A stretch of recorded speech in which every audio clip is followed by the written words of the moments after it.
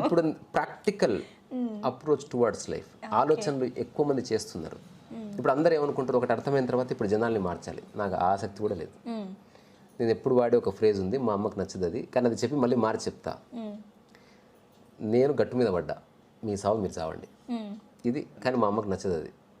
దాన్నే మార్చి చెప్తున్నా, నేను గట్టు మీద పడ్డా, మీ జీవితం మీరు జీవించండి, నాకు సంబంధం లేదు. సో ఇప్పుడు నేను ఎవ్వరికి సలహా ఇయ్యలే, నేను ఎలా ఉన్నానో దాన్ని మాటల్లో పెట్టి చూశాను అంతే.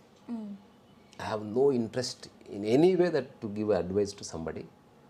అసలు ఆ రైట్ నాకు లేదు అంతే. ఎవరిష్టం వాళ్ళది. ఒక వ్యక్తి తాగి రోడ్డు మీద పడుకోవడంలో వాడికి ఆనందం ఉందంటే నేను వాడికి బ్రాండ్ బట్టలు కొనిస్తాను, అంత లిబరేషన్లో ఉంది. ఒక వ్యక్తి ఏడుస్తూ హ్యాపీగా బతకాలని నిర్ణయించుకుంటే నేనే కట్ చూపిస్తా, నేనే టీ పోసి మంచిగా అక్కడ కూర్చున్నాడు అని చెప్పి.